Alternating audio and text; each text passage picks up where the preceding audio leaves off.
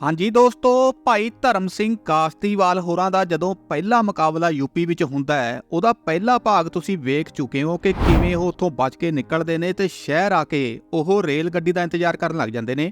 ਪਰ ਚੱਕਰ ਉੱਥੇ ਇਹ ਹੁੰਦਾ ਹੈ ਕਿ ਜਿਹੜੀ ਰੇਲ ਗੱਡੀ ਪੰਜਾਬ ਨੂੰ ਆਉਣੀ ਹੁੰਦੀ ਹੈ ਉਹ ਸ਼ਾਮ ਨੂੰ ਆਉਣੀ ਹੁੰਦੀ ਹੈ ਤੇ ਉਦੋਂ ਤੱਕ ਉਹ ਸਮਾਂ ਕਿੱਥੇ ਕੱਟਣ, ਕਿਉਂਕਿ ਪੁਲਿਸ ਉਹਨਾਂ ਦੇ ਮਗਰ ਪਈ ਹੁੰਦੀ ਹੈ। ਉਦੋਂ ਸਿੰਘ ਸਾਹਿਬ ਨੂੰ ਯਾਦ ਆਉਂਦਾ ਹੈ ਨਬੀਉੱਲਾ ਨਾਮ ਦਾ ਬੰਦਾ। ਸੋ ਅੱਜ ਇਸ ਲੜੀ ਦਾ ਭਾਗ ਦੂਜਾ ਤੁਹਾਡੇ ਸਾਹਮਣੇ ਲੈ ਕੇ ਆਏ ਆ। ਸੋ ਵੀਡੀਓ ਸ਼ੁਰੂ ਕਰਨ ਤੋਂ ਪਹਿਲਾਂ ਜਿਨ੍ਹਾਂ ਵੀਰਾਂ ਭੈਣਾਂ ਨੇ ਚੈਨਲ ਸਬਸਕ੍ਰਾਈਬ ਹਲੇ ਨਹੀਂ ਕੀਤਾ ਉਹ ਜਰੂਰ ਸਬਸਕ੍ਰਾਈਬ ਕਰ ਲੈਣ ਤੇ ਬੈਲ ਦਾ ਆਈਕਨ ਵੀ ਜਰੂਰ ਦਬ ਦੇਣ। ਨਬੀਉੱਲਾ ਸਿੰਘ ਸਾਹਿਬ ਦਾ ਗੂੜਾ ਦੋਸਤ ਸੀ ਤੇ ਇਸ ਹਾਲਤ ਵਿੱਚ ਉਹ ਕੁਝ ਨਾ ਕੁਝ ਮਦਦ ਕਰ ਸਕਦਾ ਸੀ। ਪਰ ਮੁਸ਼ਕਲ ਇਹ ਸੀ ਕਿ ਜਿਸ ਘਰ ਸਾਨੂੰ ਘੇਰਾ ਪਿਆ ਸੀ ਉਹਨਾਂ ਦਾ ਲੜਕਾ ਨਬੀਉੱਲਾ ਦੇ ਨਾਲ ਸਾਡੇ ਸਬੰਧਾਂ ਬਾਰੇ ਚੰਗੀ ਤਰ੍ਹਾਂ ਜਾਣਦਾ ਸੀ। ਵਾਹਵਾ ਸਮਾਂ ਯਕੋ ਤੱਕੀ 'ਚ ਪਏ ਰਹੇ ਅਸੀਂ, ਪਰ ਹੁਣ ਖਤਰਾ ਉਠਾਏ ਬਿਨਾਂ ਗੁਜ਼ਾਰਾ ਨਹੀਂ ਸੀਗਾ। ਅਸੀਂ ਨਬੀਉੱਲਾ ਦੇ ਘਰ ਵੱਲ ਰਵਾਨਾ ਹੋ ਗਏ। ਸਿੰਘ ਸਾਹਿਬ ਨੇ ਮੈਨੂੰ ਸਮਝਾ ਦਿੱਤਾ ਕਿ ਤੂੰ ਉਸਦੇ ਘਰ ਜਾਂਦਿਆਂ ਹੀ ਨਬੀਉੱਲਾ ਦੀ ਭੈਣ ਨਾਲ ਉਸਦੇ ਸਕੂਲ ਜਿੱਥੇ ਉਹ ਪੜ੍ਹਾਉਂਦੀ ਹੈ ਉੱਥੇ ਚਲੇ ਜਾਵੀਂ, ਜਾਂ ਫਿਰ ਕਿਤੇ ਹੋਰ ਜਾਣ ਦਾ ਪ੍ਰੋਗਰਾਮ ਬਣਾ ਲਵੀਂ। ਉਸਦੇ ਘਰ ਰੁਕਣਾ ਠੀਕ ਨਹੀਂ ਹੈਗਾ। ਹੁਣ ਅਸੀਂ ਦੋਵੇਂ ਇੱਕੋ ਰਿਕਸ਼ੇ ਤੇ ਬੈਠੇ। ਰਿਕਸ਼ਾ ਛੇਤੀ ਹੀ ਸੜਕ ਤੋਂ ਗਲੀਆਂ ਦੇ ਵਿੱਚ ਪੈ ਗਿਆ। ਵਲ ਵਲੇਵੇਂ ਖਾਂਦੀਆਂ ਗਲੀਆਂ 'ਚੋਂ ਲੰਘਦਾ ਰਿਕਸ਼ਾ 20 ਕੁ ਮਿੰਟਾਂ 'ਚ ਨਬੀਉੱਲਾ ਦੇ ਘਰ ਦੇ ਸਾਹਮਣੇ ਪਹੁੰਚ ਗਿਆ। ਰਿਕਸ਼ੇ ਤੋਂ ਉਤਰ ਕੇ ਸਿੰਘ ਸਾਹਿਬ ਨੇ ਦਰਵਾਜ਼ਾ ਖੜਕਾਇਆ। ਦਰਵਾਜ਼ਾ ਨਬੀਉੱਲਾ ਦੇ ਛੋਟੇ ਭਰਾ ਨੇ ਖੋਲ੍ਹਿਆ। ਸਾਨੂੰ ਵੇਖਦਿਆਂ ਹੀ ਉਹ ਖੁਸ਼ ਹੋ ਗਿਆ। ਵਾਹ ਸਰਦਾਰ ਜੀ ਆਏ ਹੈ, ਉਸਨੇ ਖੁਸ਼ੀ ਨਾਲ ਕਿਹਾ। ਨਬੀਉੱਲਾ ਕਮਰੇ 'ਚੋਂ ਬਾਹਰ ਨਿਕਲ ਕੇ ਸਨੇਹ ਨਾਲ ਮਿਲਿਆ। ਸਿੰਘ ਸਾਹਿਬ ਨੇ ਪਹਿਲਾਂ ਰਿਕਸ਼ੇ ਵਾਲੇ ਨੂੰ ਪੈਸੇ ਦੇਣ ਲਈ ਕਿਹਾ। ਉਸਨੇ ਸਾਨੂੰ ਬਿਠਾ ਕੇ ਆਪਣੇ ਭਰਾ ਰਾਹੀਂ 10 रुपये रिक्शे वाले ਨੂੰ ਦੇ ਦਿੱਤੇ। तुम चिंता मत करो सरदार जी, यहाँ के सब दरोगा हमारी जान पहचान वाले हैं। सारी गल सुनन तो बाद नबीउल्ला ने लापरवाही ਜਿਹੀ 'ਚ ਕਿਹਾ। ਸਿੰਘ ਸਾਹਿਬ ਨੇ ਬਥੇਰਾ ਉਸ ਨੂੰ ਕਿਹਾ ਕਿ ਇਹ ਮਾਮਲਾ ਇੰਨਾ ਮਾਮੂਲੀ ਨਹੀਂ ਹੈਗਾ ਜਿੰਨਾ ਕਿ ਉਹ ਸਮਝ ਰਿਹਾ ਹੈ, ਪਰ ਇਹ ਗੱਲ ਉਸਦੇ ਦਿਮਾਗ ਵਿੱਚ ਨਾ ਬੈਠੇ। ਮੈਂ ਉਸਦੀ ਭੈਣ ਨਾਲ ਸਕੂਲ ਜਾਣ ਬਾਰੇ ਗੱਲ ਕੀਤੀ ਤਾਂ ਪਤਾ ਲੱਗਾ ਕਿ ਅੱਜ ਛੁੱਟੀ ਹੈ। ਸਿੰਘ ਸਾਹਿਬ ਨਬੀਉੱਲਾ ਨਾਲ ਉਸਦੀ ਵਰਕਸ਼ਾਪ ਤੇ ਚਲੇ ਗਏ। ਇੱਥੇ ਮੈਂ ਕੱਪੜੇ ਬਦਲੇ ਤੇ ਨਬੀਉੱਲਾ ਦੀ ਭੈਣ ਦੇ ਕੱਪੜੇ ਪਾ ਲਏ। ਪਿਸਟਲ ਮੈਂ ਉੱਥੇ ਲੁਕਾ ਦਿੱਤੀ। ਮੈਂ ਤੇ ਨਬੀਉੱਲਾ ਦੀ ਭੈਣ ਅਜੇ ਗੱਲਾਂ ਕਰ ਹੀ ਰਹੀਆਂ ਸਨ ਕਿ ਨਬੀਉੱਲਾ ਘਰ ਆ ਗਿਆ। ਉਸਨੇ ਸਿੰਘ ਸਾਹਿਬ ਦਾ ਸੁਨੇਹਾ ਦਿੱਤਾ ਕਿ ਕਿਤੇ ਨਹੀਂ ਜਾਣਾ ਤੇ ਨਬੀਉੱਲਾ ਦੇ ਨਾਲ ਵਰਕਸ਼ਾਪ ਆ ਜਾ, ਆਪਾਂ ਕਿਤੇ ਹੋਰ ਜਾਣਾ। ਨਬੀਉੱਲਾ ਅਜੇ ਵੀ ਕਹਿ ਰਿਹਾ ਸੀ ਵੀ ਬਾਈ ਸਾਹਿਬ ਵੈਸੇ ਹੀ ਚਿੰਤਾ ਕਰ ਰਹੇ ਹੈ, यहाँ ਕੁਝ ਨਹੀਂ ਹੋਗਾ। ਸਿੰਘ ਸਾਹਿਬ ਨੇ ਨਬੀਉੱਲਾ ਨੂੰ ਵਿਸ਼ੇਸ਼ ਹਦਾਇਤ ਦਿੱਤੀ ਸੀ ਕਿ ਮੈਨੂੰ ਸੜਕਾਂ ਦੀ ਬਜਾਏ ਗਲੀਆਂ ਵਿੱਚ ਦੀ ਲੈ ਕੇ ਆਵੇ ਤੇ ਸੱਚਮੁੱਚ ਹੀ ਜੇਕਰ ਅਜਿਹਾ ਨਾ ਕਰਦੇ ਤਾਂ ਅਸੀਂ ਉੱਥੇ ਹੀ ਫੜੇ ਜਾਂਦੇ। ਮੈਂ ਨਬੀਉੱਲਾ ਨਾਲ ਜਦੋਂ ਵਰਕਸ਼ਾਪ ਤੇ ਪਹੁੰਚੀ ਤਾਂ ਸਿੰਘ ਸਾਹਿਬ ਉੱਥੇ ਉਡੀਕ ਰਹੇ ਸਨ।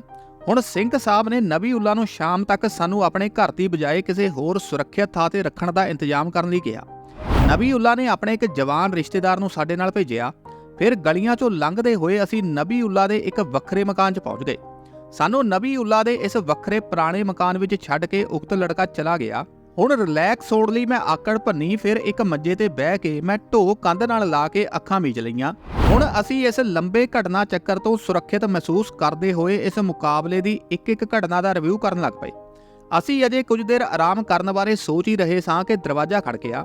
ਅਸੀਂ ਇੱਕ ਦੂਜੇ ਵੱਲ ਸਵਾਲੀਆ ਨਜ਼ਰਾਂ ਨਾਲ ਦੇਖਿਆ।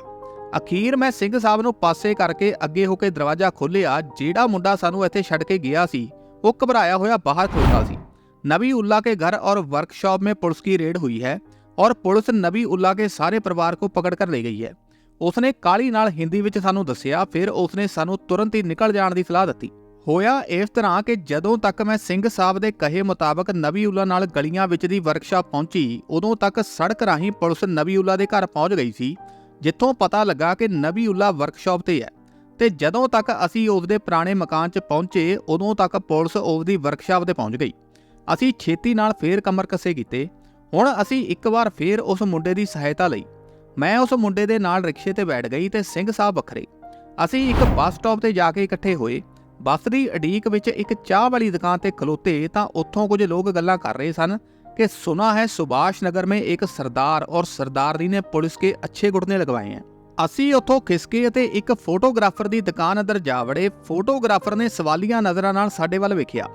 टाइम पास करने ਲਈ ਬੱਸ ਸਟਾਪ ਤੇ ਨਿਗਾਹ ਰੱਖ ਕੇ ਸਿੰਘ ਸਾਹਿਬ ਨੇ ਫੋਟੋਗ੍ਰਾਫਰ ਨੂੰ ਕਿਹਾ ਕਿ 6 ਮਹੀਨੇ ਪਹਿਲਾਂ ਮੈਂ ਜਿਹੜੀ ਫੋਟੋ ਖਿਚਵਾਈ ਸੀ ਉਸ ਦਾ ਨੈਗੇਟਿਵ ਲੱਭ, ਫੋਟੋ ਵੱਡੀ ਕਰਾਉਣੀ ਹੈ। ਉਸਨੇ ਅੱਖਾਂ ਜਿਹੀਆਂ ਸਕੋੜੀਆਂ ਤੇ ਯਾਦ ਸ਼ਕਤੀ ਤੇ ਜ਼ੋਰ ਪਾਉਂਦਾ ਹੋਇਆ ਨੈਗੇਟਿਵ ਲੱਭਣ ਲੱਗ ਪਿਆ। ਉਹ ਨੈਗੇਟਿਵ ਲੱਭਦਾ ਰਿਹਾ। ਅਸੀਂ ਬੱਸ ਉਡੀਕਦੇ ਰਹੇ।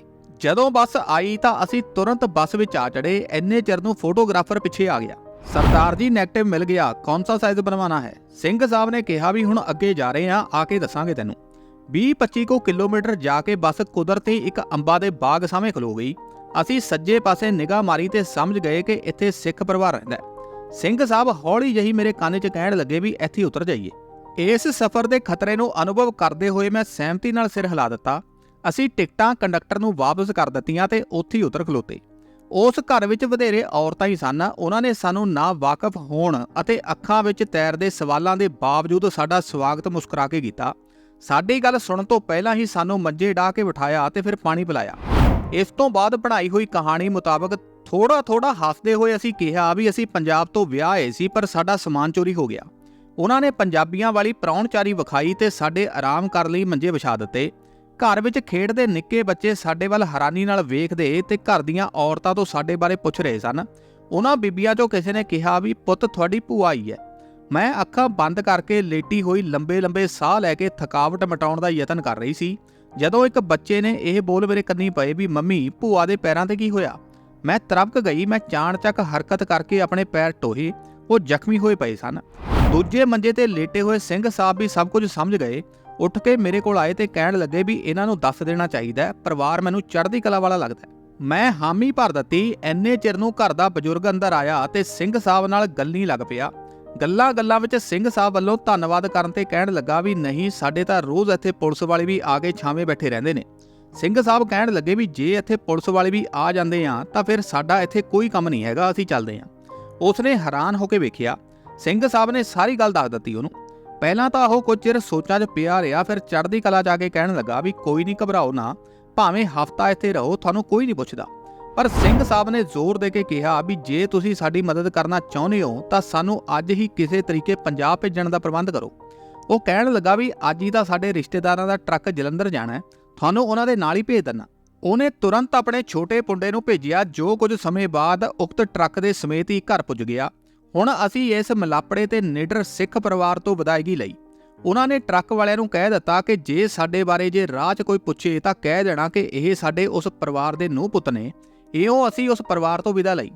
ਟਰੱਕ ਦੇ ਅੰਦਰ ਥੱਕੇ ਟੁੱਟੇ ਬੈਠੇ ਅਸੀਂ ਇਸ ਤੱਥ ਤੋਂ ਅਣਜਾਣ ਹੀ ਸਾਂ ਕਿ ਅਸੀਂ ਕਿੰਨੇ ਖਤਰੇ ਚੀਰ ਕੇ ਅਗਾਂਹ ਵਧ ਰਹੇ ਹਾਂ।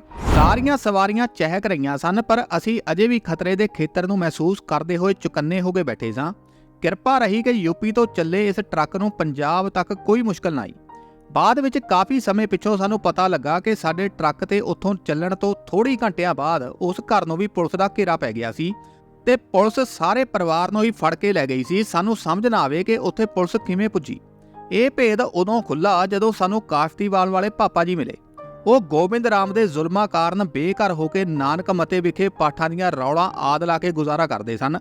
ਉਹਨਾਂ ਨੇ ਅਖਬਾਰਾਂ ਵਿੱਚ ਸਾਡੇ ਮੁਕਾਬਲੇ ਦੀ ਖਬਰ ਪੜ੍ਹੀ ਤੇ ਸਾਡੀਆਂ ਫੋਟੋਆਂ ਵੇਖੀਆਂ ਤਾਂ ਗੱਡੀ ਵਿੱਚ ਬੈਠ ਕੇ ਸ਼ਾਹਜਹਾਂਪੁਰ ਵੱਲ ਤੁਰ ਪਏ। ਉਹ ਰਾਹ ਵਿੱਚ ਉਹਨਾਂ ਨੂੰ ਇੱਕ ਲੇਡੀ ਕਾਂਸਟੇਬਲ ਮਿਲੀ ਜੋ ਸਾਡੀਆਂ ਫੋਟੋਆਂ ਵਿਖਾ ਕੇ ਪੁੱਛ ਰਹੀ ਸੀ ਵੀ ਤੁਸੀਂ ਇਹਨਾਂ ਨੂੰ ਵੇਖਿਆ ਜਾਂ ਜਾਣਦੇ ਹੋ।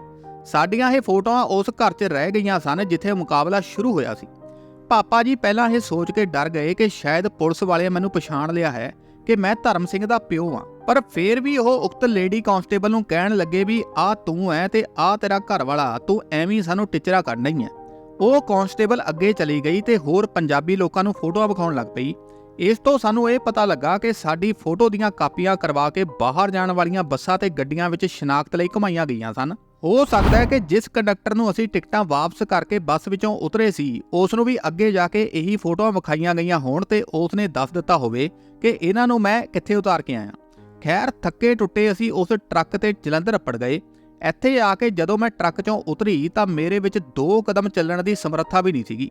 ਸਾਰਾ ਸਰੀਰ ਚੀਸਾਂ ਮਾਰ ਰਿਹਾ ਸੀ। ਸਿੰਘ ਸਾਹਿਬ ਹੌਲੀ ਜਾ ਕੇ ਇੱਕ ਰਿਕਸ਼ਾ ਲਿਆਏ ਤੇ ਅਸੀਂ ਬੱਸ ਅੱਡੇ ਤੇ ਜਾ ਕੇ ਅੰਮ੍ਰਿਤਸਰ ਦੀ ਬੱਸ ਫੜੀ। ਮਾਨਸਿਕ ਤੌਰ ਤੇ ਚੜ੍ਹਦੀ ਕਲਾ ਵਿੱਚ ਹੋਣ ਦੇ ਬਾਵਜੂਦ ਥਕੇਵੇਂ ਤੇ ਪੈਰਾਂ 'ਚ ਹੋਏ ਜ਼ਖਮਾਂ ਕਾਰਨ ਮੇਰੀ ਬਹੁਤ ਬੁਰੀ ਹਾਲਤ ਸੀ। ਸਿੰਘ ਸਾਹਿਬ ਨੇ ਮੇਰੀ ਹਾਲਤ ਤੇ ਵਿਅੰਗ ਕਰਨ ਲਈ ਇੱਕ ਪੰਜਾਬੀ ਲੋਕ ਗੀਤ ਗੁਣਗੁਣਾਇਆ ਵੀ ਜਿਨ੍ਹਾਂ ਰਾਹਾਂ ਦੀ ਮੈਂ ਸਾਰ ਨਾ ਜਾਣਾ ਉਹਨਾਂ ਰਾਹਾਂ ਤੇ ਮੈਨੂੰ ਤੁਰਨਾ ਪਿਆ। ਨਹੀਂ ਔਖੀ ਘਾਟੀ ਬਿਖੜਾ ਪੈਂਡਾ ਪਰ ਅਸਾਂ ਨੇ ਤੁਰਨਾ। ਸਿੰਘ ਸਾਹਿਬ ਸਮਝ ਗਏ ਕਿ ਮੈਂ ਚੜ੍ਹਦੀ ਕਲਾ ਵਿੱਚ ਹਾਂ। ਵਾਪਸ ਇਲਾਕੇ ਵਿੱਚ ਤਾਂ ਅਸੀਂ ਅਗਸਤ ਵਿੱਚ ਪਰਤਣਾ ਸੀ ਕਿਉਂਕਿ ਉਦੋਂ ਤੱਕ ਕਮਾਦ ਹੋ ਜਾਂਦੇ ਸਨ। ਜੇ ਯੂਪੀ ਵਿੱਚ ਮੁਕਾਬਲਾ ਨਾ ਹੁੰਦਾ ਤਾਂ 2 ਮਹੀਨੇ ਅਸੀਂ ਉੱਥੇ ਹੀ ਕੱਟਦੇ, ਪਰ ਨਵੇਂ ਹਾਲਾਤਾਂ ਵਿੱਚ ਇਹ 2 ਮਹੀਨੇ ਕਿੱਥੇ ਕੱਟੀਏ ਇਹ ਸਵਾਲ ਮੂੰਹ ਅੱਡੀ ਖਲੋਤਾ ਸੀ। ਸਿੰਘ ਸਾਹਿਬ ਕਹਿਣ ਲੱਗੇ ਵੀ ਮੈਂ ਕਿਤੇ ਕਿਰਾਏ ਤੇ ਕਮਰੇ ਦਾ ਇੰਤਜ਼ਾਮ ਕਰਦਾ ਹਾਂ, ਉਦੋਂ ਤੱਕ ਤੂੰ ਹਫ਼ਤਾ ਕੁ ਪਿੰਡ ਰਹਿ ਆ, ਫਿਰ ਪਤਾ ਨਹੀਂ ਕਦੋਂ ਮੌਕਾ ਮਿਲਣਾ ਹੈ। ਪਿੰਡ ਵਿੱਚ ਅਜੇ ਕਿਹੜਾ ਕਿਸੇ ਨੂੰ ਪਤਾ ਹੈ। ਮੈਂ ਮੂਕ ਸਹਿਮਤੀ ਦਿੱਤੀ। ਬੇਸ਼ੱਕ ਪਿੰਡ 'ਚ ਮੇਰੇ ਵਿਆਹ ਬਾਰੇ ਕਿਸੇ ਨੂੰ ਪਤਾ ਹੋਣ ਦੀ ਸੰਭਾਵਨਾ ਨਹੀਂ ਸੀਗੀ। ਫੇਰ ਵੀ ਮੈਂ ਸਾਰਚੂਰ ਜਾਣ ਤੋਂ ਪਹਿਲਾਂ ਰਿਆਲੀ ਆਪਣੀ ਭੈਣ ਰਾਣੋ ਕੋਲ ਜਾਣਾ ਬਿਹਤਰ ਸਮਝਿਆ। ਮੇਰੇ ਲਈ ਤੁਰਨਾ ਬਹੁਤ ਮੁਸ਼ਕਲ ਸੀ। ਰਾਣੋ ਨੇ ਦੱਸਿਆ ਵੀ ਮਾਂ ਜੀ ਜਾਣੇ ਕਿ ਦਾਦੀ ਜੀ ਤੇਰੇ ਬਾਰੇ ਬੀਜੀ ਨੂੰ ਪੁੱਛਦੇ ਰਹਿੰਦੇ ਨੇ। ਉਹਨਾਂ ਅੱਗੋਂ ਕਹਿਤਾ ਵੀ ਮਾਮੇ ਕੋਲ ਗਈ ਹੈ। ਮਾਂ ਜੀ ਲੜਦੇ ਨੇ ਕਿ ਉਹਨੂੰ ਲੈ ਕੇ ਆਓ। ਦਾਰ ਜੀ ਵੀ ਉਦਾਸ ਰਹਿੰਦੇ ਨੇ।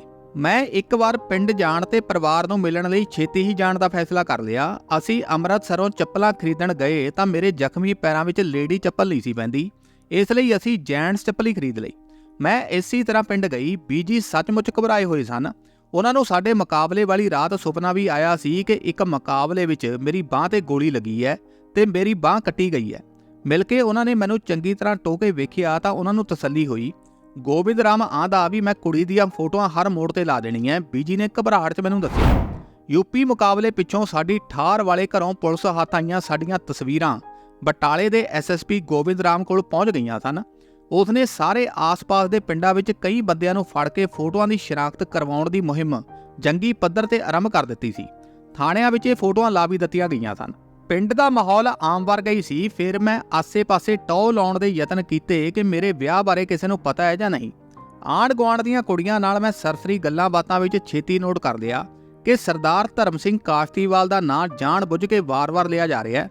ਦੋ ਕੁ ਕੁੜੀਆਂ ਤਾਂ ਮੈਨੂੰ ਟੋਂਦੀਆਂ ਵੀ ਲੱਗਦੀਆਂ ਸਨ ਜਦੋਂ ਉਹ ਜਾਣ ਬੁੱਝ ਕੇ ਕਹੀ ਜਾਣ ਵੀ ਧਰਮ ਸਿੰਘ ਕਾਸ਼ਤੀਵਾਲ ਕਹਿੰਦੇ ਸੋਹਣਾ ਬੜਾ ਹੈ। ਮੈਂ ਸਮਝ ਗਈ ਕਿ ਦਾਲ 'ਚ ਕੁਝ ਕਾਲਾ ਜ਼ਰੂਰ ਹੈ, ਪਰ ਮੈਂ ਉਹਨਾਂ ਅੱਗੇ ਕੁਝ ਪ੍ਰਗਟ ਨਾ ਹੋਣ ਦਿੱਤਾ। ਹਫ਼ਤੇ ਬਾਅਦ ਹੀ ਸਿੰਘ ਸਾਹਿਬ ਦਾ ਸੁਨੇਹਾ ਆਇਆ, ਜਿਸ ਵਿੱਚ ਮੇਰੇ ਤੋਂ ਪੁੱਛਿਆ ਗਿਆ ਸੀ ਕਿ ਕੀ ਸਭ ਠੀਕ ਠਾਕ ਹੈ। ਮੈਨੂੰ 2 ਦਿਨ ਬਾਅਦ ਅੰਮ੍ਰਿਤਸਰ ਮਿਲਣ ਦਾ ਟਾਈਮ ਸੀ, ਪਰ ਹਾਲਾਤ ਰੁਕਣ ਵਾਲੇ ਨਹੀਂ ਸੀਗੇ ਤੇ ਮੇਰਾ ਘਰ 'ਚ ਰੁਕਣ ਦਾ ਮਨ ਵੀ ਨਹੀਂ ਸੀਗਾ। ਮੈਂ ਸੁਨੇਹਾ ਲਿਆਉਣ ਵਾਲੇ ਆਪਣੇ ਦਿਓਰ ਦੇ ਨਾਲ ਹੀ ਠਾਰ ਪਤਾ ਕਰਕੇ ਮੈਂ ਉਸ ਦੇ ਨਾਲ ਹੀ ਪਿੰਡ ਸਠਿਆਲੇ ਪਹੁੰਚ ਗਈ। ਉੱਥੇ ਜਦੋਂ ਸਿੰਘ ਸਾਹਿਬ ਆਏ ਤਾਂ ਮੈਨੂੰ ਵੇਖ ਕੇ ਹੈਰਾਨ ਰਹਿ ਗਏ। ਇਹਨਾਂ ਨੂੰ ਮੈਂ ਸਾਰੇ ਹਾਲਾਤ ਦੱਸੇ ਤਾਂ ਇਹ ਕਹਿਣ ਲੱਗੇ ਕਿ ਇਸ ਹਾਲਤ ਵਿੱਚ ਰੁਕਣਾ ਠੀਕ ਨਹੀਂ ਸੀਗਾ। ਫਿਰ ਮੈਨੂੰ ਪਤਾ ਲੱਗਾ ਕਿ ਮੇਰੀਆਂ ਤਸਵੀਰਾਂ ਸਾਡੇ ਪਿੰਡ ਦੇ ਵੀ ਕਈ ਲੋਕਾਂ ਨੂੰ ਵੀ ਵਿਖਾਈਆਂ ਗਈਆਂ ਸਨ। ਉੱਥੇ ਤਾਂ ਉਹਨਾਂ ਨੇ ਮੈਨੂੰ ਪਛਾਣਨ ਤੋਂ ਨਾ ਕਰ ਦਿੱਤੀ, ਪਰ ਪਿੰਡ ਵਿੱਚ ਆ ਕੇ ਦੱਬੀ ਜ਼ਬਾਨ 'ਚ ਕਈਆਂ ਨੇ ਇਹ ਗੱਲ ਫੈਲਾਈ ਦਿੱਤੀ ਸੀ ਕਿ ਧਰਮ ਸਿੰਘ ਨਾਲ ਵਿਆਹੀ ਗਈ ਕੁੜੀ ਬੱਬੂ ਹੀ ਹੈ। ਆਪਣੇ ਪਿੰਡ ਰਹਿਣ ਦੌਰਾਨ ਮੈਨੂੰ ਪਤਾ ਲੱਗਾ ਸੀ ਕਿ ਸਾਡੇ ਯੂਪੀ ਚਲੇ ਜਾਣ ਪਿੱਛੋਂ ਸਾਡੇ ਪਿੰਡ ਸਾਰਚੂਰ ਵਿੱਚ ਹੀ ਸਿੰਘਾਂ ਦਾ ਪੁਲਿਸ ਨਾਲ ਮੁਕਾਬਲਾ ਹੋਇਆ ਸੀ, ਜਿਸ ਵਿੱਚ ਸਾਡੇ ਆਨੰਦ ਪੜਨ ਵਾਲਾ ਬਘੇਲ ਸਿੰਘ ਸ਼ਹੀਦ ਹੋ ਗਿਆ ਸੀ। ਸ਼ਹੀਦ ਹੋਣ ਵੇਲੇ ਉਸਨੇ ਸਿੰਘ ਸਾਹਿਬ ਤੋਂ ਨਿਸ਼ਾਨੀ ਵਜੋਂ ਲਈ ਅਨਾਬੀ ਪਾਗੀ ਬੰਨੀ ਹੋਈ ਸੀ।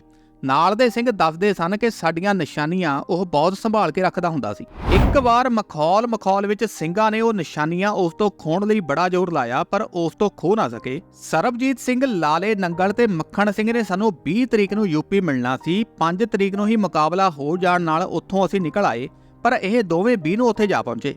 ਇਹਨਾਂ ਨੂੰ ਘੇਰਾ ਪੈ ਗਿਆ ਤੇ ਇਹ ਸ਼ਹੀਦ ਹੋ ਗਏ। ਸਾਡੇ ਪੰਜਾਬ ਵਾਪਸ ਆਉਣ ਤੱਕ ਗੁਰਿੰਦਰ ਸਿੰਘ ਗਿੰਦਾ, ਭਾਗੋਵਾਲੀਆ ਸਮੇਤ ਕਈ ਚੋਣਵੇਂ ਸਿੰਘ ਸ਼ਹੀਦ ਹੋ ਚੁੱਕੇ ਸਨ। ਸੋ ਦੋਸਤੋ, ਇਹ ਸੀ ਭਾਈ ਧਰਮ ਸਿੰਘ ਕਾਸ਼ਤੀਵਾਲ ਹੋਰਾਂ ਦਾ ਹੋਇਆ ਮੁਕਾਬਲੇ ਦਾ ਭਾਗ ਦੂਜਾ, ਤੇ ਭਾਗ ਤੀਜਾ ਲੈ ਕੇ ਛੇਤੀ ਫੇਰ ਤੁਹਾਡੇ ਸਾਹਮਣੇ ਹਾਜ਼ਰ ਹੋਵਾਂਗੇ। ਉਦੋਂ ਤੱਕ ਲਈ ਸਿੱਖਦੇ ਰਹੋ, ਅੱਗੇ ਵਧਦੇ ਰਹੋ।